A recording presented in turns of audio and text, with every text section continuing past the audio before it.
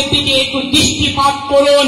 আমাদের রেল ব্রিজটা আপনি যেইভাবেই হোক আমাদের চালু করে দেন, তাহলে আমরা মানবাধিকার সংগঠনের পক্ষ থেকে আপনার কাছে আমাদের অশেষ অশেষ ধন্যবাদ রইল। দিদি, আমরা দেখতে পাচ্ছি আমাদের মুর্শিদাবাদ যে বাংলা বিহার উড়িষ্যার রাজধানী, সব থেকে শিক্ষার হার কম, সেটা আমাদের লালবাগ বিশ্ববিদ্যালয় যে একটা এসছে, তার জন্য আমরা সব জায়গায় এতবার করেছি।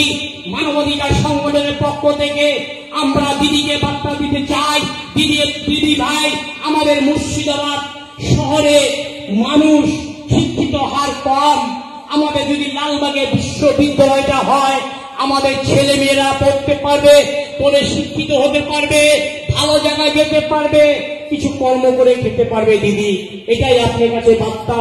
দিদি, 3 নম্বর বার্তা, আমাদের বাংলা বিহার উড়িষ্যার রাজধানী লালবাগ শহর, মুর্শিদাবাদ শহর, এই শহরে দেখবেন মন্দির মসজিদ বেড়ে আছে।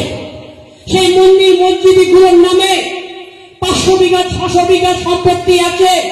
সেই মন্দির মসজিদগুলো ভেঙে অকেন্দ্র হয়ে আছে।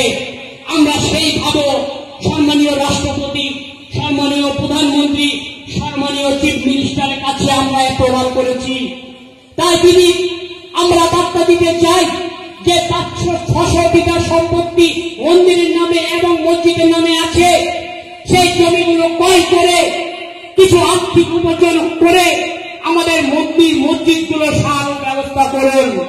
এটাই দিদি আমাদের মানবাধিকার সংগঠনের পক্ষ থেকে 26শে জানুয়ারি 73তম প্রজাতন্ত্র দিবস উপলক্ষে আপনাদের বার্তা দিতে চাই।